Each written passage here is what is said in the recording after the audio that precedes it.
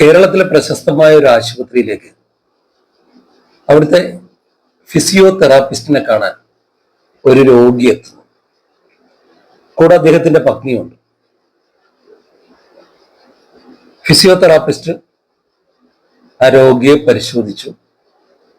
അദ്ദേഹത്തെ ചികിത്സയ്ക്ക് ഫിസിയോതെറാപ്പി ചെയ്യാനായി ആ റൂമിലേക്ക് എത്തിച്ചു, റൂമിലേക്ക് കൊണ്ടുവന്നു.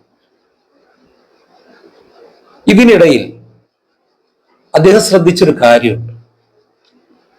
ഈ രോഗിയെ അദ്ദേഹത്തിന്റെ കൂടെ വന്ന പത്നിയെയും കൂടാതെ എവിടുന്നോ വന്ന ഒരു തത്ത ഈ റൂമിന്റെ ജനാലയിലിരുന്ന് അതിശക്തമായി അതിന്റെ കൊക്കുകൊണ്ട് ഈ ജനാലയുടെ കമ്പികളിൽ ഉരസുന്നു. എന്തോ ഒരു പ്രതിഷേധം പോലെ. ഇത് കുറച്ചു നേരമായി കഴിഞ്ഞപ്പോൾ ഇവർ മൂന്നുപേര് ശ്രദ്ധിക്കുന്നു. ഈ രോഗിയുടെ കൂടെ വന്ന അദ്ദേഹത്തിന്റെ പത്നി പെട്ടെന്ന് തിരിഞ്ഞു നിന്നിട്ട് പറഞ്ഞു, സുപു, അച്ഛന് ഒന്നുമില്ല, അച്ഛൻ എത്രയും പെട്ടെന്ന് സുഖമാകും, നീ വീട്ടിലേക്ക് പോയിക്കോ. തിരിഞ്ഞു വീണ്ടും അവരുടെ ഭർത്താവിനെ ശ്രദ്ധിച്ചു. അല്പനേരം കഴിഞ്ഞ് തിരിഞ്ഞു നിന്ന് ഈ തത്തയോടായി വീണ്ടും പറഞ്ഞു, എടാ, നീ എത്രയും വേഗം വീട്ടിലേക്ക് ചെല്ല്, ഇല്ലെങ്കിൽ കുട്ടികൾ വന്ന് നമ്മുടെ മാങ്ങയും മറ്റ് ഇതൊക്കെ പറിച്ചോണ്ട് പോകും. നീ പെട്ടെന്ന് വീട്ടിലേക്ക് ചെല്ല്, അച്ഛനെ ഒന്നുമില്ലടാ. ഒരു കൊച്ചു കുട്ടിയോട് പറയും പോലെയാണ് അന്ന് ആ ചേച്ചി, അങ്ങനെ പറയാം, ആ തത്തയോട് സംസാരിച്ചത്. അപ്പൊ ഈ ഫിസിയോതെറാപ്പിസ്റ്റിന് ഒരു കൗതുകം തോന്നി. സ്വാഭാവികമായിട്ട് നമുക്കാണെങ്കിലും തോന്നുമല്ലോ. അത് മനസ്സിലാക്കിയിട്ടാവണം ഈ ചേച്ചി അദ്ദേഹത്തിനോട് പറഞ്ഞു, സാർ, അത് ഞങ്ങളുടെ വളർത്തു തത്തയാണ്. ഞങ്ങൾ ഓട്ടോയിൽ പോരുമ്പോ അവൻ കൂടെ പോകുന്നതാ. അവൻ ഞങ്ങളുടെ വീട്ടിലൊരു അംഗമാണ്, അവനില്ലാതെ ഞങ്ങൾക്ക് പറ്റില്ല എന്ന് പറഞ്ഞു. അപ്പൊ ഇദ്ദേഹത്തിന് ഒരു കൗതുകമായി. അതിനുശേഷം ഈ തത്ത അകത്തേക്ക് പറന്നു വന്നു. പക്ഷെ അവൻ അത്രയും ബഹളമൊന്നും ഉണ്ടാക്കിയില്ല. പക്ഷേ ഇതിനെ ഉപദ്രവിക്കുന്നില്ല. ഈ ഫിസിയോതെറാപ്പിസ്റ്റിന് തത്തയ്ക്ക് പരിചയമില്ല. പക്ഷെ അതിനെ ഉപദ്രവിക്കുന്നില്ല, അതെന്ത് ചെയ്തിട്ടും ശ്രദ്ധിക്കുന്നില്ല, ഇല്ലെങ്കിൽ അതിനെ പിന്തിരിപ്പിക്കുന്നില്ല എന്ന് കണ്ടപ്പോൾ, അതിന് സ്വാതന്ത്ര്യം കൊടുത്തു എന്ന് തോന്നിയപ്പോൾ ഈ തത്ത അദ്ദേഹത്തിന്റെ മേശപ്പുറത്ത് വന്നു ഒരു പേന കൊത്തിയെടുത്തു. അപ്പൊ ഇദ്ദേഹത്തിന് പേടിയായി, ഇവൻ ഈ പേനയും കൊണ്ട് പറന്നു പോവോ, അല്ലെങ്കിൽ പേന കൊണ്ട് കളയുമോ. പക്ഷേ ആ തത്ത ചെയ്തത്, ആ പേന അവിടെ ഇരുന്നൊരു പുസ്തകത്തിന്റെ പുറത്തേക്ക് വെക്കുകയാണ് ചെയ്തത്. അപ്പൊ ഇദ്ദേഹത്തിന് കൗതുകമായി. അപ്പോഴാണ് ഈ ചേച്ചി പറയുന്നത്,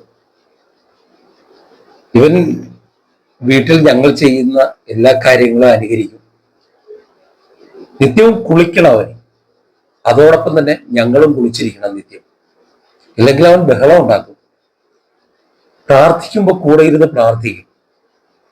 ഇതൊക്കെ കേൾക്കുന്ന നമുക്കൊരു അത്ഭുത കഥ പോലെയാണ് തോന്നുന്നത്. പക്ഷെ ഇവനൊരു കുഴപ്പമുണ്ട്. കുറെ കാര്യങ്ങൾ ഇവൻ ചെയ്യുന്നത് ആ ചേച്ചി പറഞ്ഞു. എന്നിട്ടാ പറയുന്ന ഒരു കുഴപ്പമുണ്ട് ഇവന്. അപ്പൊ അദ്ദേഹത്തിനൊരു അത്ഭുതമായി. എന്താണ് ആ കുഴപ്പം? കാരണം ഇത്രയും പറഞ്ഞത് അത്ഭുതം ഉണ്ടാക്കുന്ന നല്ല കാര്യങ്ങളാണ്. ഇവന്റെ കുഴപ്പം എന്താണ് എന്നറിയാൻ ഒരു ആകാംക്ഷയായി. അപ്പോഴാ പറയുന്ന, അച്ഛൻ കുടിക്കുമ്പോൾ ഇവനും കുടിക്കാൻ കൊടുക്കണം, വെള്ളമല്ല മദ്യം. അതിശയം തോന്നിപ്പോയി. തത്ത മദ്യപിക്കുക, പക്ഷെ അത് സത്യമായിരുന്നു. ഈ അച്ഛൻ കുടിക്കുമ്പോൾ, മദ്യപിക്കുമ്പോൾ അല്പം ഇവനും കൊടുക്കണം, കൊടുത്തില്ലെങ്കിൽ ഇവൻ അലമ്പുണ്ടാക്കും. അതറിയാവുന്നതുകൊണ്ട് അച്ഛൻ കൊടുക്കും. കൊടുത്തു കഴിഞ്ഞാൽ ഇവർ രണ്ടുപേരും കൂടെ ബഹളം ഉണ്ടാക്കും.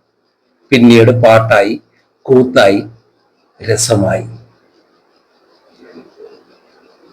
ഇത് കേട്ട് കഴിഞ്ഞപ്പോ ഈ ഫിസിയോതെറാപ്പിസ്റ്റിനും ഇവനോട് സ്നേഹം കൂടി ഭയങ്കര അത്ഭുതമായി. പാട്ടുപാടുന്ന, കൊഞ്ചിപ്പറയുന്ന തത്തയെക്കുറിച്ച് നമ്മൾ ഒത്തിരി കേട്ടിട്ടുണ്ട്. പക്ഷെ മദ്യപിക്കുന്ന ഒരു തത്ത അതാദ്യമായി കേൾക്കുകയായിരുന്നു. ഒടുവിൽ അദ്ദേഹത്തിന്റെ ചികിത്സ കഴിയും വരെ ഇവനും അവിടെ ഉണ്ടായിരുന്നു. ചികിത്സ കഴിഞ്ഞ് അദ്ദേഹം പൂർണ്ണ സൗഖ്യം പ്രാപിച്ച് സുമുഖനായി തിരിച്ചു പോകുമ്പോൾ ഈ തത്തയോട് നമ്മുടെ ഫിസിയോതെറാപ്പിസ്റ്റ് പറയുന്നൊരു കാര്യമുണ്ട്. മദ്യപാനം അത് ആർക്കായാലും ദോഷമാണ്. അദ്ദേഹത്തിന്റെ ശീലങ്ങളാണ്, അച്ഛന്റെ ശീലങ്ങളാണ് നിന്നിലേക്ക് പടർന്നത്. അതുകൊണ്ട് അച്ഛൻ ഇനി മദ്യപിക്കാതിരിക്കുക, അപ്പോൾ അവനും മദ്യപിക്കാതിരിക്കുക. അച്ഛൻ നല്ല കാര്യങ്ങൾ ചെയ്യുക, അപ്പോൾ അവനും നല്ല കാര്യങ്ങൾ ചെയ്യും. ഇങ്ങനെ സ്നേഹത്തോടെ ഒരു ഉപദേശം കൊടുത്തുകൊണ്ടാണ് അവരെ മൂന്നുപേരെയും ആ നല്ലവനായ ഫിസിയോതെറാപ്പിസ്റ്റ് യാത്രയാക്കിയത്. ഏവർക്കും സാഹിതിയുടെ ഒരു പുതിയ അധ്യായത്തിലേക്ക് ഹൃദയം നിറഞ്ഞ സ്വാഗതം.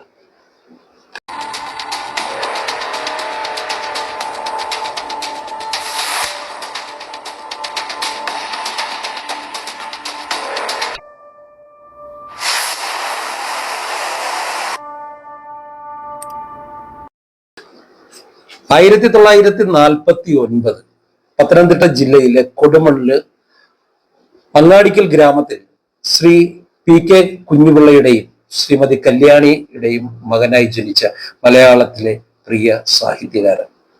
സാഹിത്യകാരനെന്ന് മാത്രം വിശേഷിപ്പിച്ചാൽ അതൊരു പോരായ്മയാവും. മലയാള നാട് മുഴുവൻ അറിയപ്പെടുന്ന, കേരളം മുഴുവൻ അറിയപ്പെടുന്ന പ്രശസ്തനായ കവി, പ്രശസ്തനായ ഗാനരചയിതാവ്, മികച്ച വാഗ്മി, മികച്ച സാമൂഹ്യ പ്രവർത്തകൻ, കേരളം കണ്ട ഏറ്റവും നല്ലൊരു ഫിസിയോതെറാപ്പിസ്റ്റ്, അങ്ങനെ ഒരുപാട് ഒരുപാട് ഒരുപാട് ബഹുമതികളുള്ള മലയാളത്തിന്റെ പ്രിയങ്കരനായ കവി, എണ്ണിയാൽ ഒടുങ്ങാത്ത, അങ്ങനെ വിശേഷിപ്പിക്കാം, കവിതകളുടെ കർത്താവ്. 2000-ൽ പരം ഗാനങ്ങൾ എഴുതി. കവിതകൾ കൂടാതെ അത് ചലച്ചിത്ര ഗാനങ്ങളായി, നാടക ഗാനങ്ങളായി, ലളിത ഗാനങ്ങളായി, ദേശഭക്തി ഗാനമായി, ഭക്തിഗാനങ്ങളായി, പിന്നെ ബോധവൽക്കരണ ഗാനങ്ങളായി, രംഗകലകൾക്ക് ആവശ്യമായ ഗാനങ്ങളായി. രംഗകലകൾക്ക് ആവശ്യമായ ഗാനങ്ങളെന്ന് പറയുമ്പോൾ പെട്ടെന്ന് നമ്മുടെ മനസ്സിൽ വരുന്ന നാടകവും മറ്റും അല്ല. ഇപ്പൊ ഒരു ഉദാഹരണത്തിന് കോഴിക്കോട് ദാസേട്ടൻ, മലയാളത്തിന്റെ സ്വന്തം ദാസേട്ടൻ യേശുദാസ് വരുന്ന സമയത്ത് അദ്ദേഹത്തെ സ്വീകരിക്കാനായി അദ്ദേഹത്തെ കുറിച്ചൊരു ഗാനം ചിട്ടപ്പെടുത്തിയത്, ഗാനം എഴുതിയത് ഇദ്ദേഹമായിരുന്നു. ഇപ്പൊ കോഴിക്കോട് കമലഹാസൻ വരുന്നു, അതും എഴുതിയത്, അതിനും അവതരണ ഗാനം എഴുതുന്നത്, ആ പ്രോഗ്രാമിന്റെ അവതരണ ഗാനം കമലഹാസന്റെ കുറിച്ച് പറഞ്ഞുകൊണ്ട് അവതരണ ഗാനം എഴുതുന്നത് ഇദ്ദേഹമായിരുന്നു. ഒരു റിപ്പബ്ലിക് ദിനത്തിന് ന്യൂഡൽഹിയിലെ പരിപാടിക്ക് സ്വാതന്ത്ര്യ സമര ചരിത്രത്തെക്കുറിച്ച് പ്രതിപാദിച്ചുകൊണ്ട് ഗാനം എഴുതി. അങ്ങനെ നിരവധി പ്രോഗ്രാമിന് വേണ്ടിയിട്ട് ഗാനങ്ങൾ എഴുതിയ മലയാളത്തിന്റെ പ്രിയ എഴുത്തുകാരൻ, പ്രിയ കവി. ചിരന്തനം, സുഷുപ്നയിലെ സംഗീതം, നെഞ്ചിലെ മൺചരാതുകൾ, എഴുത്തമ്മ, മഴത്തോറ്റം, മരുഭൂമിയിലെ മഹാഗണിതം, ഒരിറ്റ്, സുദർശന പക്ഷിയുടെ തൂവൽ, 1002-ാമത്തെ രാത്രി, ജലനിവേദ്യം, ഉരകല്ല്, സ്വാതന്ത്ര്യത്തിന്റെ ചിറകുകൾ, ഭൂമിയുടെ പുല്ലാങ്കുഴൽ, ആത്മം, മനുഷ്യേശ്വരം, ഏകം, ഉപ്പ്, ആണിപ്പഴുത്, പച്ചിലകളുടെ സത്ത്, മൊഴിമുഖം തുടങ്ങിയ നിരവധി കവിതാ സമാഹാരങ്ങൾ. മലയാള പൂക്കൾ എന്ന ഗാന സമാഹാരം കൂടാതെ ഓലച്ചൂട്ടിന്റെ വെളിച്ചം, പുഴതൊന്ന പുസ്തകം, പൊക്കിൾക്കൊടിയുടെ വീട്, ഉറങ്ങുന്ന തീനാളം, എനിക്ക് ഞാനാകണം, കമ്മലുത്സവം, പുലരിത്തൂവൽ, എന്നിലുണ്ട് എല്ലാമെല്ലാം, കടങ്കഥയുടെ കളിവീട്, അച്ഛൻ പറഞ്ഞത് മകൻ അറിഞ്ഞത്, സ്നേഹം തന്ന വീണ, തണൽമരം, കിളിയമ്മ, മുത്തുമൊഴികൾ, അറിവും മുറിവും, പട്ടം, മൺകുടം, കുരുവിക്കൂട്, ചിമിഴ്, നേര്, മൺകുടം, വിത്തിലൊളിച്ച സത്യം തുടങ്ങിയ ബാലസാഹിത്യകൃതികൾ, നോവിന്റെ സംഗീതം, ഓർമ്മകളുടെ നിശ്വാസം എന്നീ അനുഭവ സ്മരണകൾ തുടങ്ങിയ നിരവധി പുസ്തകങ്ങൾ എഴുതിയ മലയാളത്തിന്റെ പ്രിയ സാഹിത്യകാരൻ, പ്രിയ കവി. ആരോഗ്യവകുപ്പായിരുന്നു അദ്ദേഹത്തിന്റെ ഔദ്യോഗിക ജീവിതം. അവിടെ നിന്നാണ് അദ്ദേഹം റിട്ടയർമെന്റിൽ ലേക്ക് വരുന്നത്.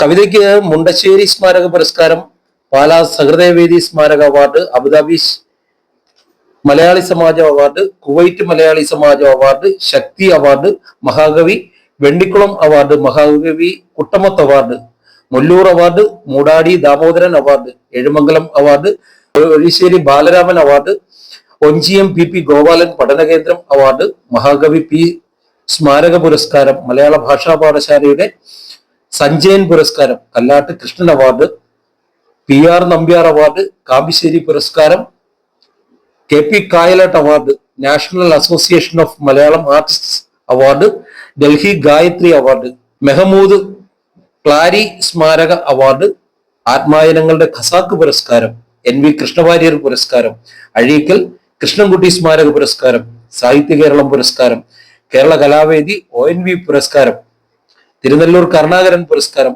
അബുദാബി ഗ്രീൻ വോയിസ് ഹരിതാക്ഷര പുരസ്കാരം, MD ചന്ദ്രസേനൻ പുരസ്കാരം, കമലാന്വയ പുരസ്കാരം, വാക്കനാൽ പുരസ്കാരം, നമിതം അവാർഡ്, കൊതിയൂർ രാധാകൃഷ്ണൻ സ്മാരക സമന്വയ പുരസ്കാരം, കുമാരനാശാൻ സ്മാരക പുരസ്കാരം, NC മമ്മൂട്ടി പുരസ്കാരം, D വിനയചന്ദ്രൻ പുരസ്കാരം, അയ്യപ്പ പണിക്കർ അവാർഡ്, S ശിവശങ്കരപിള്ള സ്മാരക അവാർഡ്, ഗാനരചനയ്ക്ക് Malayala Chalachitra Parishad award, Nana Gallup poll award, JC Daniel foundation award, Thiruvananthapuram Sangeethika പുരസ്കാരം, Nisari award, American Malayali doctors award, സംസ്ഥാന നാടക ഗാന award, MACTA musical album award, ബാലസാഹിത്യത്തിന് P Surendranath award, PT Bhaskara Panicker award, Kunjunnimash പുരസ്കാരം, ഭീമ ബാലസാഹിത്യ പുരസ്കാരം, പാലാ KM മാത്യു അവാർഡ്, സംസ്ഥാന ബാലസാഹിത്യ ഇൻസ്റ്റിറ്റ്യൂട്ട് പുരസ്കാരം, കേന്ദ്ര സാഹിത്യ അക്കാദമി ബാലസാഹിത്യ പുരസ്കാരം, ഏറ്റവും നല്ല സർക്കാർ ഉദ്യോഗസ്ഥനുള്ള JCS പുരസ്കാരം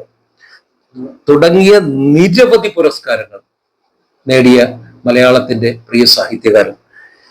കവിതകൾ ഇംഗ്ലീഷിലേക്കും ഹിന്ദിയിലേക്കും തമിഴിലേക്കും തെലുങ്കിലേക്കും കന്നഡയിലേക്കും വിവർത്തനം ചെയ്യപ്പെട്ടിട്ടുണ്ട്. ഒരിറ്റെന്ന കവിതാ സമാഹാരം കന്നഡയിൽ ഡോക്ടർ പാർവതി ഐത്താൾ പരിഭാഷപ്പെടുത്തി നവ കർണാടക പബ്ലിക്കേഷൻസ് പ്രസിദ്ധീകരിച്ചു. ഉത്തർപ്രദേശ് വാരാണസിയിലെ ബനാറസ് ഹിന്ദു യൂണിവേഴ്സിറ്റിയിൽ മലയാള ഭാഷയെ പ്രതിനിധീകരിച്ച് ആകാശവാണിയുടെ ദേശീയ കവി സമ്മേളനത്തിൽ പങ്കെടുത്തു. ഇപ്പോൾ തുഞ്ചൻ സ്മാരക ട്രസ്റ്റ് അംഗം, ആതുര സേവനവും സാഹിത്യ സാംസ്കാരിക പ്രവർത്തനങ്ങളുമായി കോഴിക്കോട് താമസം. പറഞ്ഞു വരുന്നത് മലയാളത്തിന്റെ പ്രിയ സാഹിത്യകാരൻ, മലയാളത്തിന്റെ പ്രിയ കവി, മലയാളത്തിന്റെ പ്രിയ ഗാനരചയിതാവും ഏറെ സ്നേഹത്തോടെ, ഏറെ ബഹുമാനത്തോടെ, ഏറെ ആദരവുകളോടെ പറയേണ്ട ഒരു പേര്. മലയാളം എക്കാലവും നെഞ്ചോട് ചേർത്ത മലയാളത്തിന്റെ സ്വന്തം ശ്രീ PK ഗോപി. നമസ്കാരം.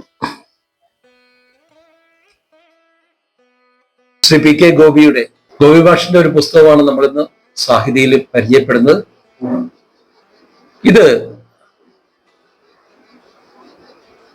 ഒരു നോവലും ചെറുകഥയും മറ്റൊന്നുമല്ല. അദ്ദേഹം എഴുതിയിട്ടുള്ളത് കൂടുതലും കവിതയും ബാലസാഹിത്യവും ഗാനങ്ങളുമായിരുന്നു. പക്ഷെ അദ്ദേഹത്തിന്റെ ഔദ്യോഗിക ജീവിതം ഞാൻ നേരത്തെ പറഞ്ഞു ഫിസിയോതെറാപ്പിസ്റ്റ് ആയിട്ടായിരുന്നു. ആ കാലയളവിൽ അദ്ദേഹത്തിനുണ്ടായ അനുഭവങ്ങൾ, ആ സംഭവങ്ങളെ ബേസ് ചെയ്ത് 2 പുസ്തകങ്ങൾ ഇറങ്ങിയിട്ടുണ്ട്. അതിലൊരു പുസ്തകമാണ് നമ്മൾ ഇന്ന് സാഹിതിയിൽ പരിചയപ്പെടുന്നത്. ഒരു സ്വകാര്യ സംഭാഷണത്തിനിടയിൽ ഒരിക്കലും ഗോപി മാഷ് പറഞ്ഞൊരു കാര്യം എൻ്റെ മനസ്സിൽ ഇന്നുമാണ്. അദ്ദേഹം ഒരു സ്കൂളില് അധ്യാപകരെ പ്രോഗ്രാമിന് ക്ഷണിച്ചിട്ട് അദ്ദേഹം ചെല്ലുകയാണ്. പ്രോഗ്രാം തുടങ്ങുന്നതിന് മുമ്പുള്ള അല്പനിമിഷം ആ അധ്യാപകരുമായിട്ട് സംസാരിക്കുന്നതിനിടയിൽ അദ്ദേഹം പറഞ്ഞൊരു വാക്ക്, നിങ്ങൾ ഭാഗ്യം ചെയ്തവരാണ്. അധ്യാപകരോട് അദ്ദേഹം പറഞ്ഞു. അത് ശരിക്കും പറഞ്ഞ ഒരു ക്ലാസ് ആയിരുന്നു അദ്ദേഹത്തിന്റെ ആ ചെറിയ സംഭാഷണം. നിങ്ങൾ ഭാഗ്യം ചെയ്തവരാണ്. ഏതർത്ഥത്തിലാണ്? കുട്ടികൾക്ക് വിദ്യ പ്രദാനം ചെയ്യുക എന്ന് പറയുന്നത് തന്നെ ഒരു ഭാഗ്യമുള്ള കാര്യമാണ്. ഒപ്പം പുലരിയിൽ അവരുടെ വിടർന്ന മുഖം, സന്തോഷത്തോടെയുള്ള കളിച്ചിരികൾ, ഇതൊക്കെ കണ്ടുകൊണ്ടാണ് ഒരു അധ്യാപകൻ അദ്ദേഹത്തിന്റെ ക്ലാസ് റൂമിലേക്ക് വരുന്നത്. ഏറ്റവും ഫ്രഷായി കുഞ്ഞുങ്ങൾ ക്ലാസ്സിലേക്ക് വരുന്ന സമയം രാവിലെ ഏറ്റവും സന്തോഷത്തോടെ അവരുടെ അന്നത്തെ ക്ലാസ് ആരംഭിക്കാൻ പോവുകയാണ്. ഏറ്റവും സന്തോഷമായിരിക്കുന്ന കുട്ടികൾ, അവരെ കണ്ടുകൊണ്ടാണ് അധ്യാപകൻ ഏറ്റവും സന്തോഷവാനായി ക്ലാസ്സുകൾ ആരംഭിക്കുന്നത്. എന്നാൽ ഒരു ഡോക്ടർ അദ്ദേഹത്തിന്റെ ജോലി സ്ഥലമായ ആശുപത്രിയിലേക്ക് പ്രവേശിക്കുമ്പോൾ ഈ സന്തോഷമല്ല കാണുന്നത്, പകരം വേദന.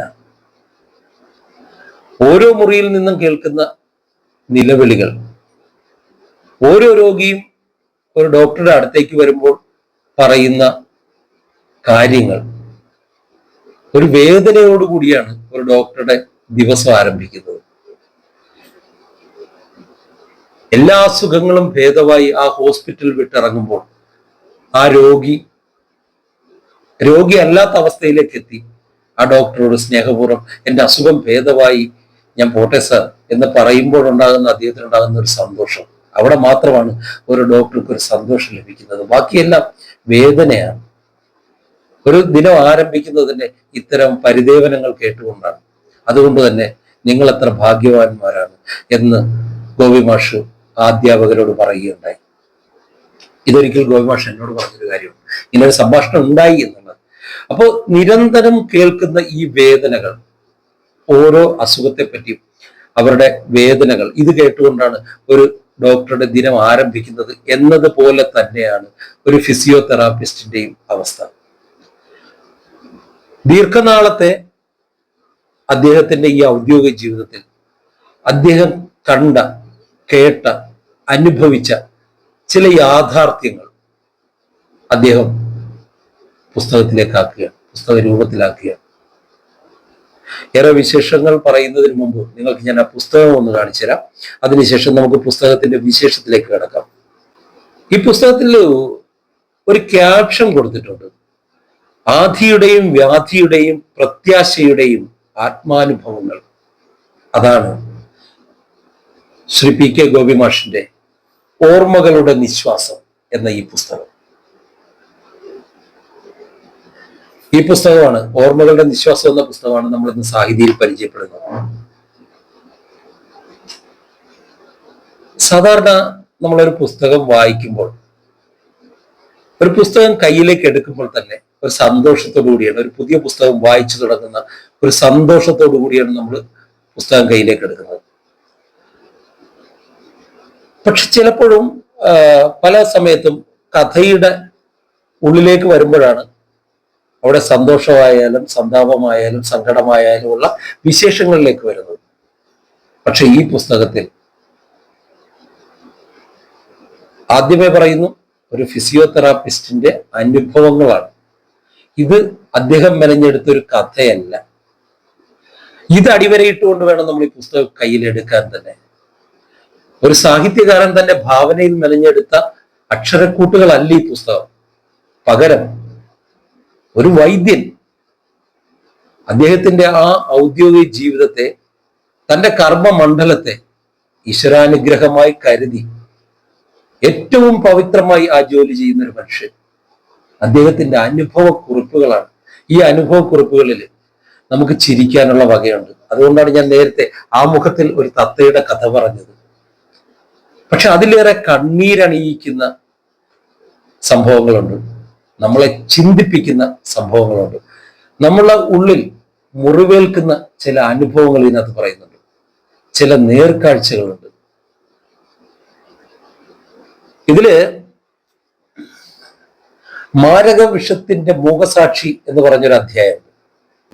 കേരളത്തിലെന്നല്ല, ഇന്ത്യയിലൊട്ടുക്ക്, ഒരുപക്ഷെ ഈ ലോകം മുഴുവൻ ഭയത്തോടെ നോക്കിക്കണ്ട ഒരു സംഭവമായിരുന്നു എൻഡോസൾഫാൻ പ്രശ്നം. എൻഡോസൾഫാന്റെ വിപത്ത് ഇന്നും നമ്മുടെ ഇന്ത്യയിൽ നിന്ന് വിട്ടു മാറിയിട്ടില്ല. ഇന്നും വരും തലമുറ അടക്കം അതിന്റെ പരിണിത ഫലങ്ങൾ അനുഭവിച്ചുകൊണ്ടിരിക്കുകയാണ്. കാസർഗോഡ് ഭാഗത്തേക്കൊക്കെ ചെന്ന് കഴിഞ്ഞാൽ, കാസർഗോഡ് മംഗലാപുരത്തിന്റെ ബോർഡർ ഭാഗങ്ങളിലേക്ക് ചെന്ന് കഴിഞ്ഞാൽ ഇന്നും കാണാം കശുവണ്ടി തോട്ടത്തില് അടിക്കാൻ കൊണ്ടുവന്ന എൻഡോസൾഫാൻ, അതിന്റെ ദുരിതം പേറുന്ന ഒരു തലമുറ ഇന്നും ഈ പ്രദേശങ്ങളിലുണ്ട്. ഒരമ്മ തൻ്റെ കുഞ്ഞിനെയുമായിട്ട് അവിടെ വരികയാണ്, കോഴിക്കോട് ഹോസ്പിറ്റലിൽ ഗോപി സാറിന്റെ അടുത്ത് ചികിത്സയ്ക്കായി വരും. അവർ പറഞ്ഞത് ഒരു ആഗ്രഹം മാത്രമാണ്: ആ ഒരു ആഗ്രഹം കേൾക്കുമ്പോൾ ഏതൊരു മനുഷ്യന്റെയും ചങ്കൊന്ന് പിടഞ്ഞു പോകും. എന്താ അമ്മ പറഞ്ഞത്? സ്വന്തം ശിരസ് തനിയെ ഉയർത്തിപ്പിടിച്ച് എന്റെ കുഞ്ഞൊന്ന് പാല് കുടിച്ചിരുന്നുവെങ്കിൽ. പ്രസവിച്ചിട്ട് ആ അമ്മ ആഗ്രഹിച്ച ഒരേ ഒരു കാര്യം, സ്വന്തം കുഞ്ഞ് അവന്റെ ശിരസ് സ്വയം ഒന്ന് ഉയർത്തിപ്പിടിച്ച് ആ അമ്മയുടെ മുലയിൽ നിന്ന് ആ പാലൊന്ന് കുടിച്ചിരുന്നുവെങ്കിൽ. കഴിയുന്നില്ല. കഴുത്തിലെ പേശികൾക്ക് ബലം നഷ്ടപ്പെട്ടിരിക്കുന്നു, ജന്മനാ ഉള്ള വൈകല്യം, ഉടലിനേക്കാൾ വലിയ ശിരസ്. എൻഡോസൾഫാന്റെ കാര്യം പറയുമ്പോഴേ നമ്മുടെ മനസ്സിലേക്ക് ഓടിയെത്തുന്ന കുറെ ചിത്രങ്ങളുണ്ട്. ഇത് ഗോപിമാഷ് നേരിട്ട് കണ്ടൊരു അനുഭവം. അവിടുന്ന് മുടന്തനെ പെറ്റ കുറ്റം എന്ന അധ്യായത്തിലേക്ക് വരുമ്പോൾ നമുക്ക് അത്ഭുതം തോന്നും. ആ അധ്യായത്തിന്റെ പേര് കേൾക്കുമ്പോൾ തന്നെ എന്താ കാര്യം? കുഞ്ഞ് വികലാംഗനായിപ്പോയി. ജന്മനാ ഒരു കുട്ടി വികലാംഗനാകുക ആരുടെയെങ്കിലും തെറ്റാണ്. ആ വികലാംഗത്വത്തെ മാറ്റി ഏറ്റവും ക്ലിയർ ആക്കി എടുക്കുക, അതിനുള്ള ചികിത്സാ രീതി ഇന്നുണ്ട്. അത് ചെയ്യാതെ അതിന്റെ പേരിൽ ബന്ധങ്ങൾ മുറിപ്പെട്ടു പോവുക, ബന്ധങ്ങൾ ശിഥിലമാകുക. ആ ഒരു അവസ്ഥ എന്ന് ആലോചിച്ച് നോക്കി. തുടക്കത്തിൽ ഞാനൊരു കാര്യം പറയുന്നു, ഈ കഥകള് 47 അനുഭവങ്ങൾ അടങ്ങിയ ഒരു പുസ്തകമാണ് ഓർമ്മകളുടെ നിശ്വാസം എന്ന് പറയുന്നത്. ഇതെല്ലാം പറഞ്ഞു കഴിഞ്ഞാൽ ഒരുപക്ഷെ ഈ പുസ്തകം നിങ്ങൾക്ക് വായിക്കാനുള്ള ആഗ്രഹം നഷ്ടപ്പെട്ടു പോകും. അതുകൊണ്ട് തന്നെ എല്ലാത്തിലെയും പറയുന്നില്ല, കുറച്ച് സംഭവങ്ങൾ മാത്രം ഞാൻ നിങ്ങളുടെ അറിവിലേക്കായിട്ടൊന്ന് കോറിയിടുകയാണ്. ഇതില് ഒരു കുട്ടിയെ കൊണ്ട് അവന്റെ അച്ഛൻ വരുന്നു. ആള് മന്ദബുദ്ധിയാണ്, ഒപ്പം കാലുകള് വളഞ്ഞിരിക്കുകയാണ്. അത് ചികിത്സിച്ച് ഫിസിയോതെറാപ്പി ചെയ്ത് നേരെയാക്കണം. പക്ഷേ ഈ വരുമ്പോൾ ഈ അച്ഛന്റെ നെറ്റിയിലൊരു മുറിവുണ്ട്. സംഭവം ഈ കുഞ്ഞ് അത്യന്തം അക്രമി ആണ്. അവന്റെ ദേഷ്യം മുഴുവൻ, അവന് വേദന വരുമ്പോൾ ആ ദേഷ്യം മുഴുവൻ തീർക്കുന്നവൻ അവന്റെ അച്ഛനിലാണ്. പക്ഷെ വളരെ ക്ഷമയോടെ തിരിച്ചൊരു ഉപദ്രവം ഏൽപ്പിക്കാം, ഏറെ സ്നേഹത്തോടെ ആ കുഞ്ഞിനെ നോക്കുന്ന ഒരു അച്ഛൻ. ചികിത്സയ്ക്കായി ഗോപി സാറിന്റെ അടുത്തെത്തുന്നു. ഏറ്റവും കാരുണ്യത്തോടു കൂടിയാണ് ഈ കുഞ്ഞിനെ ഗോപി സാർ പരിചരിക്കാൻ ശ്രമിക്കുന്നത്. പക്ഷെ ടേബിളിലേക്ക് കിടത്തി അവനെ ആ ഫിസിയോതെറാപ്പി ചെയ്യാൻ ആരംഭിക്കുമ്പോഴേക്കും പെട്ടെന്ന് അവന് വേദന ഉണ്ടായി. അവൻ സഡൻ ചെയ്യുന്നത് അടുത്തു നിന്ന് അവന്റെ അച്ഛന്റെ കാലിൽ കടിക്കുകയാണ് ചെയ്തത്. വാവിട്ട് നിലവിളിക്കാൻ തോന്നുമ്പോഴും അത്രയ്ക്ക് വേദന ഉണ്ടായിട്ട് പോലും ആ അച്ഛൻ ആ വേദന കടിച്ചു പിടിച്ച് നിൽക്കുകയാണ്. പക്ഷെ കടി മുറിവായി. പെട്ടെന്ന് ഗോപി സാർ പറയുന്നു, അത് ഇൻഫെക്ഷൻ ഉണ്ടാവും, അതുകൊണ്ട് അപ്പുറം പോയി ഇഞ്ചക്ഷൻ എടുക്കാൻ പറഞ്ഞു. പക്ഷെ ഇഞ്ചക്ഷൻ എടുക്കാൻ പോകുമ്പോഴും ഇവൻ വിടുന്നില്ല. ഇവനെയും കൊണ്ടാണ് ആ മനുഷ്യൻ ഇഞ്ചക്ഷൻ എടുക്കാനായിട്ട് പോകുന്നത്. ഇത് നോക്കി നിൽക്കേണ്ടി വരുന്ന ഒരു ഫിസിയോതെറാപ്പിസ്റ്റ്. അത്യന്തം വേദനാജനകമായിരുന്നു. അതോടൊപ്പം തന്നെ ഇങ്ങനെയുള്ള അനുഭവങ്ങൾ പറയുമ്പോൾ ഒരു മകനെയും കൊണ്ട് മറ്റൊരച്ഛൻ, അദ്ദേഹം റിട്ടയർമെന്റ് ആയി, ഹോസ്പിറ്റലിലേക്ക് വരുന്നു. വീൽ ചെയറിലിരുത്തിയാണ് മകനെ കൊണ്ടുവരുന്നത്. കാണുമ്പോൾ മകന്റെ തലയിൽ ഒരൊറ്റ മുടിയില്ല, കഷണ്ടിയാണ്. സാർ വിവരങ്ങൾ ചോദിക്കുമ്പോഴാണ് പറയുന്നത്, കഷണ്ടി മാറാൻ, തലയിൽ മുടി കിളിർക്കാൻ ഇവൻ നിരന്തരം എടുത്തുകൊണ്ടിരുന്ന ഒരു ഇഞ്ചക്ഷൻ ആരോ പറഞ്ഞു കൊടുത്തത്. ഏതെങ്കിലും ഒരു ഡോക്ടറിന്റെ പ്രിസ്ക്രിപ്ഷനോട് കൂടിയാണ് അത് ചെയ്തെന്ന് വിശ്വസിക്കുന്നില്ല. ആരോ പറഞ്ഞു കൊടുത്ത ഒരു ഇഞ്ചക്ഷൻ നിരന്തരമായി ശിരസിലെടുത്തു. ഒടുവിൽ അത് ശരീരത്തിന്റെ പല ഭാഗങ്ങളെ ബാധിച്ചു. കൈകാലുകൾ തളർന്നു. ഈ അവസ്ഥയിലേക്ക് ഹോസ്പിറ്റലിൽ കൊണ്ടുവരുന്നു. ഡോക്ടർ അത് പരിശോധിച്ച ശേഷം ഫിസിയോതെറാപ്പിസ്റ്റിനെ ഏൽപ്പിക്കുന്നു. അദ്ദേഹം ചികിത്സ ചെയ്യുന്നു, ഫിസിയോതെറാപ്പി ചെയ്ത് ഇദ്ദേഹത്തിന്റെ അസുഖം ഭേദമാക്കുന്നു. പക്ഷെ വർഷങ്ങൾക്ക് ശേഷം വീണ്ടും കണ്ടുമുട്ടുമ്പോൾ ഓടി വന്ന് ഗോപി സാറിനോട് നമസ്കാരം പറഞ്ഞുകൊണ്ട്, സാർ അന്ന് സാറ് ചികിത്സിച്ച വ്യക്തിയാണ് ഞാൻ, സാറിന്റെ കാരുണ്യം കൊണ്ടാണ് ഞാൻ രക്ഷപ്പെട്ടതെന്നൊക്കെ പറയുമ്പോൾ അപ്പോൾ ഗോപി സാറിന് കിട്ടുന്ന ആ ഒരു സന്തോഷം. ഇങ്ങനെയുള്ള അനുഭവങ്ങൾ പറയുന്നതിനോടൊപ്പം തന്നെ ചില കാഴ്ചകൾ കൂടെ നമുക്ക് ഗോപി സാർ കാണിച്ചു തരുന്നുണ്ട്. അതിലൊന്ന്, ഈ കാരുണ്യമില്ലാത്ത ക്ലാർക്കിസം എന്നൊരു അധ്യായമുണ്ട്. ഒത്തിരി ഇസങ്ങളെ പറ്റി നമ്മൾ കേട്ടിട്ടുണ്ട്. ഈ ക്ലാർക്കിസം എന്ന് കേട്ടപ്പോൾ നമുക്കൊരു അത്ഭുതം തോന്നി. പക്ഷെ അധ്യായം വായിച്ചു കഴിഞ്ഞപ്പോഴാണ് മനസ്സിലായത്. പല ഓഫീസുകളിൽ ചെന്ന് നമ്മളൊക്കെ അനുഭവിച്ചിട്ടുള്ള കാര്യങ്ങളാണ്. വളരെ ദാരിദ്ര്യം അനുഭവിക്കുന്ന ഒരാള് ചികിത്സയ്ക്ക് വേണ്ടി ഗവൺമെന്റ് അനുവദിച്ച 15,000 രൂപ, ആ 15,000 രൂപ ലഭിക്കുന്നതിന് വേണ്ടി ഈ ആശുപത്രിയിലെ ക്ലാർക്ക് മറ്റു കാര്യങ്ങളെല്ലാം റെഡിയായി, എല്ലാ കാര്യങ്ങളും റെഡിയാക്കി. ഇദ്ദേഹം ഒന്ന് സൈൻ ചെയ്താൽ മാത്രം മതി, അല്ലെങ്കിൽ ഇദ്ദേഹം ഒന്ന് കൊടുത്താൽ മാത്രം മതി. അതിന് ഇദ്ദേഹം പറഞ്ഞ മുടന്ത ന്യായങ്ങൾ എത്രയോ തവണ ആ മനുഷ്യനെ ഇട്ടുകൊണ്ട് ഈ ഓഫീസിലേക്ക് കയറ്റി ഇറക്കി ഇട്ട് ഒടുവില് അദ്ദേഹം വന്ന് ഗോപി സാറിനോട് പറയുന്ന ഒരു വാക്കുണ്ട്, സാർ എനിക്കിനി ആ പൈസ വേണ്ട, ഞാൻ ആ പൈസ ഉപേക്ഷിച്ചു, എനിക്കിനി വയ്യ സാർ, വേദനയോടെ നിറഞ്ഞ കണ്ണുകളോടെ വന്ന് പറയുന്നു. ഒന്ന് ആലോചിച്ച് നോക്കും, നമ്മളൊക്കെ അനുഭവിച്ചിട്ടുള്ളതാണ്. ചില ഓഫീസുകളിൽ ചെന്ന് കഴിഞ്ഞാൽ അവിടുത്തെ ഉദ്യോഗസ്ഥന്മാര് വന്നിട്ട് ഇവര് വാങ്ങിക്കുന്ന ശമ്പളമാരുടെ ഇവിടുത്തെ സാധാരണക്കാരന്റെ നികുതി തന്നെയാണ്.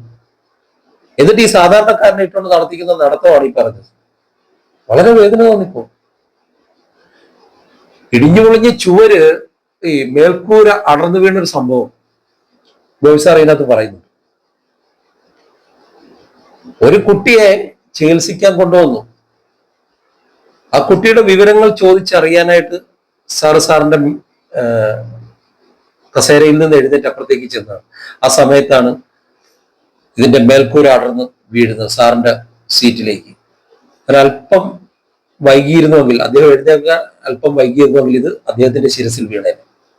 എല്ലാവരും ഓടിക്കൂടി എന്തായാലും കാര്യങ്ങളൊക്കെ വൃത്തിയാക്കി ആ കുട്ടിയെ അദ്ദേഹം പരിശോധനയ്ക്ക് വിധേയനാക്കി.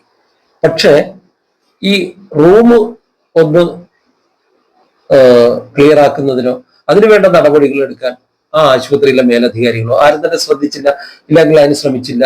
വീണ്ടും ആ പഴയപടി അദ്ദേഹം തുടരേണ്ടി വന്നു. വളരെ സങ്കടത്തോടുകൂടി അദ്ദേഹം ആ അധ്യായത്തിൽ അത് പറയുന്നുണ്ട്. അതോടൊപ്പം തന്നെ ഒരു സുപ്രഭാതത്തിലാണ് ഒരു ഫ്രിഡ്ജുമായിട്ട് അദ്ദേഹത്തിന്റെ മുറിയിലേക്ക് കുറച്ച് ആൾക്കാർ കയറി വരുന്നു. ഇതെന്താണെന്ന് ചോദിച്ചപ്പോൾ പറഞ്ഞ് പിന്നെ ഏതൊരു ഫണ്ടിൽ നിന്ന് ഉള്ളതാണ്, അതുകൊണ്ട് എല്ലാ മുറിയിലും വെക്കണം എന്ന് പറഞ്ഞു. സാറ് ശരി ആയിക്കോട്ടെ, അവിടെ വെച്ചു. ആ മുറിയിൽ ഫ്രിഡ്ജിന്റെ ആവശ്യമില്ല, എന്നാലും ഓഫീസിൽ നിന്ന് കൊടുത്തു വിട്ടല്ല, അവിടെ ഇരുന്നോട്ടെ എന്ന് കരുതി അവിടെ എത്തിച്ചു. പക്ഷെ കുറച്ച് ദിവസം കഴിഞ്ഞ് അദ്ദേഹം ആ ഫ്രിഡ്ജ് ഒന്ന് തുറക്കുക. കാരണം അദ്ദേഹം തണുത്ത വെള്ളം ഉപയോഗിക്കാറില്ല, തണുത്തതായ ഒന്നും ഉപയോഗിക്കാറില്ല, അതുകൊണ്ട് തന്നെ അതിന്റെ ആവശ്യം വരത്തില്ല.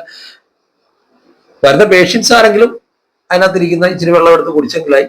പക്ഷെ ചില ഉദ്യോഗസ്ഥന്മാർ, ഈ ഹോസ്പിറ്റലിലുള്ള ഉദ്യോഗസ്ഥന്മാർ തന്നെ അവിടെ കൊണ്ടുവന്ന് അവര് മധുര എന്താ പറയുക പാനീയങ്ങൾ ഒക്കെ തണുപ്പിക്കാൻ വെക്കും. അത് അദ്ദേഹം കാണാറുണ്ട്. പക്ഷെ ഒരു ദിവസം ചെന്ന് ഫ്രിഡ്ജ് തുറന്ന് നോക്കുമ്പോൾ അതിനകത്തിരിക്കുന്നത് കരിമീന. ഫിസിയോതെറാപ്പി ചെയ്യുന്ന മുറിയിലിരിക്കുന്ന ഫ്രിഡ്ജിനകത്ത് കരിമീൻ, കൂടെ 2 കുപ്പി ബിയർ. ഇതെന്ത് കളി? സാറ് പെട്ടെന്ന് സാറിന്റെ അറ്റൻഡർ വിളിച്ചു ചോദിച്ചു, ഇതെന്താ കാര്യം? അത് സാർ നമ്മളെ ഡോക്ടർക്ക് കാശ് കൊടുക്കാൻ ഇല്ലാത്തവർ ഇതൊക്കെ കൊണ്ടുവന്ന് കൊടുക്കാറുണ്ട്, കരിമീൻ. അതാണ് അദ്ദേഹം ഇവിടെ വെച്ചിരിക്കുന്നത്. അപ്പൊ ആ ബിയറോ? സാർ അത് ഞാൻ വെച്ചതാണ്, അല്പം കഴിയുമ്പോൾ എടുത്തോളാം. സാർ പറഞ്ഞ് അല്പം കഴിയാനിരിക്കേണ്ട, ഇതിപ്പോ തന്നെ എടുത്തോളാം, ഫ്രിഡ്ജ് അടക്കം ഇവിടെ വേണ്ട, എടുത്ത് മാറ്റിക്കോളാൻ പറഞ്ഞു. ഇത് തുറന്നു പറയാൻ എത്ര ഉദ്യോഗസ്ഥന്മാർക്ക് ധൈര്യം ഉണ്ടാകുന്നു എന്നാലോചിച്ചോളൂ. പക്ഷെ ഈ പുസ്തകത്തിൽ അത് പറയുന്നു. അതാണ് ഞാൻ പറഞ്ഞത്, ജീവിതത്തിന്റെ ചില നേർക്കാഴ്ചകൾ കൂടി ഗോപി എന്ന എഴുത്തുകാരൻ, PK ഗോപി എന്ന എഴുത്തുകാരൻ നമുക്ക് കാണിച്ചു തരുന്നു എന്ന് പറയുന്നു. അദ്ദേഹം ഒരു കഥ പറഞ്ഞു പോവുകയല്ല എന്നുണ്ടായി. തന്റെ ജീവിതത്തിലെ, തന്റെ ഔദ്യോഗിക ജീവിതത്തിലുണ്ടായ അനുഭവ സാക്ഷ്യങ്ങൾ, 47ഓളം സംഭവങ്ങൾ അദ്ദേഹം ഇതിനകത്ത് ഒരു കഥ പോലെ നമുക്ക് പറഞ്ഞു തരുന്നു. കഥ പോലെ, കഥയല്ലത്, സ്വന്തം അനുഭവങ്ങളായിരുന്നു. അതുകൊണ്ട് തന്നെ അതിന്റെ ചൂടും ചൂരും ഇതിലെ ഓരോ അക്ഷരങ്ങൾക്കുണ്ട്, അതിന്റെ വിശുദ്ധിയുണ്ട്. അത് ഈ പുസ്തകം വായിച്ചാലേ നിങ്ങൾക്ക് മനസ്സിലാവും. ഒരു ദിവസം പുറത്തൊരു ബഹളം കേട്ടു. ഒരു രോഗിയെ പരിശോധിച്ചുകൊണ്ട് ഫിസിയോതെറാപ്പി ചെയ്യുന്നതിനിടയിലാണ് പുറത്തൊരു ബഹളം കേൾക്കുന്നത്. ബഹളം കേട്ട് അദ്ദേഹം ഇത് കഴിഞ്ഞ് പെട്ടെന്നൊന്ന് അങ്ങോട്ടൊന്ന് ചെന്ന് എന്താ ബഹളം എന്നറിയട്ടെ. അപ്പൊ ഒരു സ്ത്രീ അവിടെ നിന്നുണ്ട് പുറത്തേക്ക് അറ്റൻഡറോട് പറഞ്ഞു, സാറേ എന്നെ ഒന്ന് കയറ്റി വിടണം, എന്നെ ഒന്ന് പെട്ടെന്ന് വിടണേ, പെട്ടെന്ന് ബഹളമായി. അപ്പൊ ചിലപ്പോൾ പെയിൻ കൊണ്ടായിരിക്കും എന്ന് കരുതി സാറ് പറഞ്ഞ് കയറുക എന്ന് പറഞ്ഞ് കയറി ചെന്ന്, സാറേ എന്നെ ഒന്ന് പെട്ടെന്ന് വിടയില്ലെങ്കിൽ അവൾ അവിടെ പുറത്ത് കിടന്നിട്ട് ബഹളം ഉണ്ടാക്കും. അവളോ? അതാരാണ്?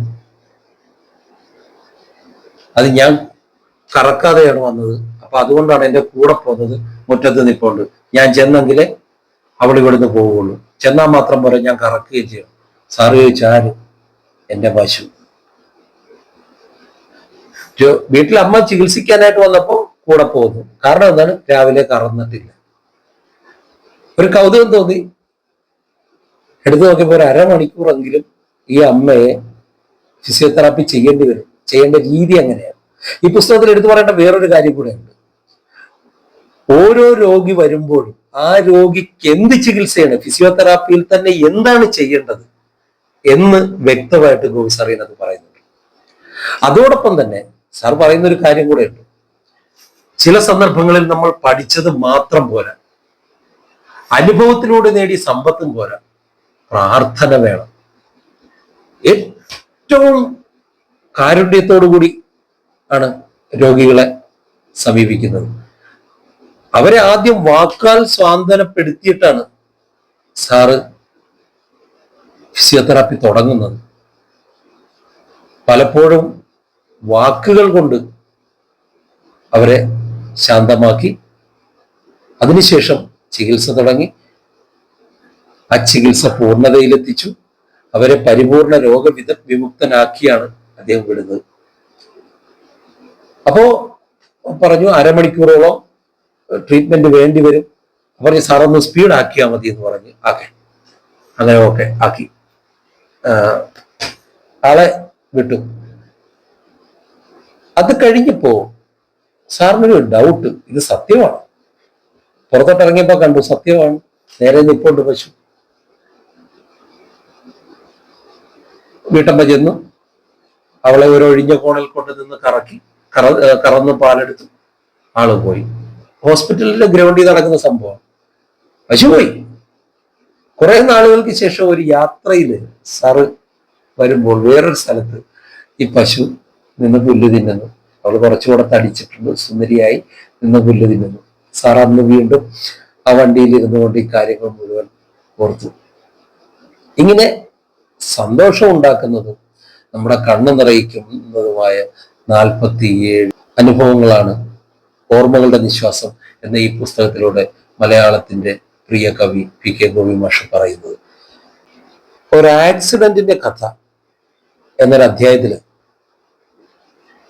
സ്നേഹിച്ച് കല്യാണം കഴിച്ചതാ പെണ്ണും ചെറുക്കനും. അതുകൊണ്ട് തന്നെ രണ്ടുപേരുടെയും വീട്ടുകാർ ഉപേക്ഷിച്ചു. ഒത്തിരി സന്തോഷത്തോടെ ജീവിതം ആരംഭിച്ചതൊരു വാടക വീട്ടിലാണ്. വയനാട്ടിൽ ഒരിത്തിരി സ്ഥലം വിൽപ്പനയ്ക്കുണ്ട് എന്ന് പറഞ്ഞ് ലാഭത്തിൽ കിട്ടുമെന്ന് കരുതി കൂട്ടുകാരോടൊത്ത് ആ സ്ഥലം വാങ്ങാൻ പോയതാണ്. പക്ഷെ പോകുന്ന വഴി ആക്സിഡന്റ് ഉണ്ടായി. തലനാരിയുടെ വ്യത്യാസത്തിൽ ഈ ചെറുക്കൻ രക്ഷപ്പെടുന്നു.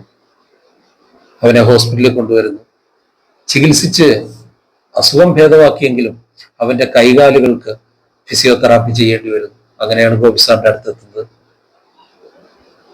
വളരെ ശ്രമകരമായി അദ്ദേഹം ചികിത്സ ചെയ്തു. ആ രോഗിയെ രോഗവിമുക്തനാക്കി, മിടുക്കനാക്കി.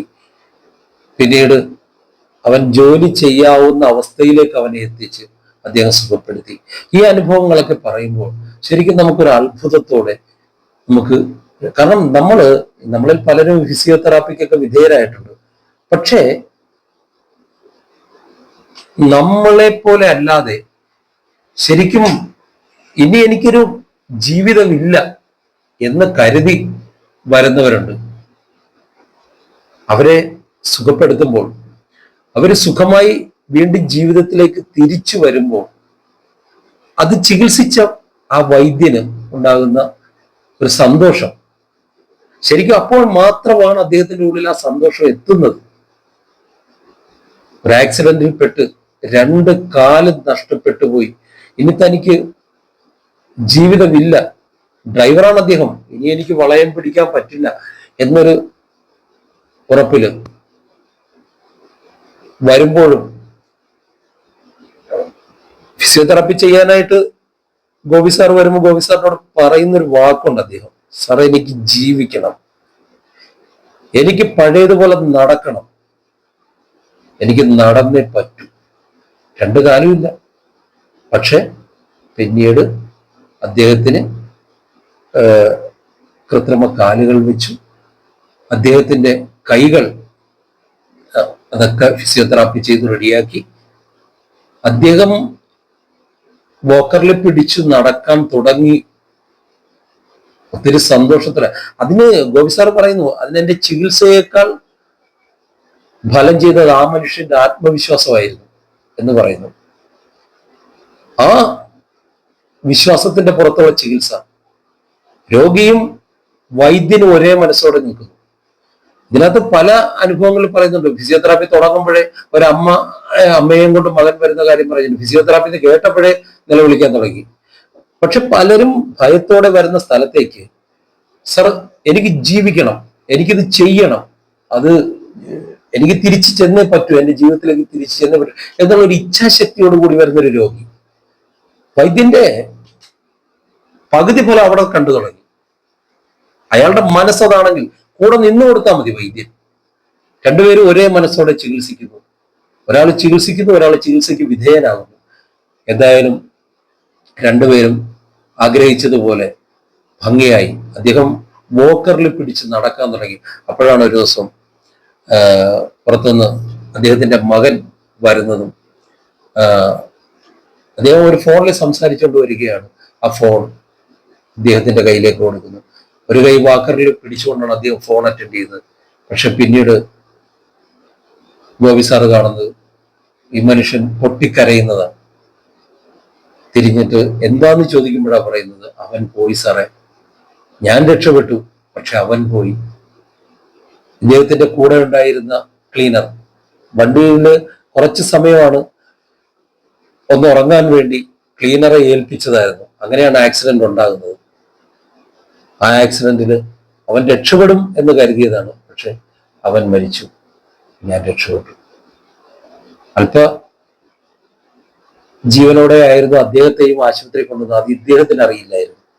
പക്ഷെ ആ ക്ലീനർ മരിച്ചു എന്ന വാർത്ത വളരെ ദുഃഖത്തോടു കൂടിയാണ് ഇവർ രണ്ടുപേരും കേൾക്കുന്നത്. ഇങ്ങനെയുള്ള നിരവധി അനുഭവങ്ങൾ, നമ്മുടെ മനസ്സിനെ പിടിച്ചുലയ്ക്കുന്ന അനുഭവങ്ങളുടെ ഒരു നേർക്കാഴ്ചയാണ് ഓർമ്മകളുടെ നിശ്വാസം എന്ന ഈ പുസ്തകം. അത് വായിച്ച് തന്നെ മനസ്സിലാക്കണം. അതുപോലെ തന്നെ ഒരു കാര്യം പറയാം, 144 പേജുകൾ മാത്രമുള്ള ഒരു ചെറിയ പുസ്തകം 47 അധ്യായങ്ങളായി തിരിച്ചിരിക്കുന്നു. 47 അനുഭവക്കുറിപ്പുകൾ. 47 അനുഭവക്കുറിപ്പുകൾ ഉള്ള പുസ്തകം എന്നൊക്കെ പറയുമ്പോൾ ഒരുപക്ഷെ ഇതൊരു വലിയ പുസ്തകമാണെന്ന് നിങ്ങൾ കരുതണ്ട. 144 പേജുകൾ മാത്രമുള്ള ഒരു പുസ്തകം, ഞാൻ ആദ്യമേ പറഞ്ഞു. പക്ഷെ ഒരു കാര്യം ഞാൻ ഉറപ്പു തരാം, ഈ പുസ്തകം നിങ്ങൾ കയ്യിലെടുത്താൽ, ഇതിന്റെ ആദ്യത്തെ അധ്യായം ഒന്ന് വായിച്ചാൽ, ഈ 144 പേജും വായിച്ച് 47 അധ്യായങ്ങളും വായിച്ച ശേഷമേ നിങ്ങൾ ഈ പുസ്തകം താഴെ വയ്ക്കൂ. അനുഭവക്കുറിപ്പുകൾ വായിക്കാൻ ആഗ്രഹിക്കുന്ന എന്റെ സഹോദരങ്ങൾ, കൂട്ടുകാർ, മറക്കാതെ വായിക്കേണ്ട, തിരഞ്ഞെടുക്കേണ്ട ഒരു പുസ്തകമാണ് ഓർമ്മകളുടെ നിശ്വാസം. ഒരു നല്ല പുസ്തകം പരിചയപ്പെടുത്താൻ കഴിഞ്ഞു എന്ന ചാരിതാർത്ഥ്യത്തോടെ നിർത്തുന്നു. വീണ്ടും ഒരു നല്ല പുസ്തകമായി നമുക്ക് സാഹിതിയിൽ വീണ്ടും കാണാം. അതുവരെ നന്ദി.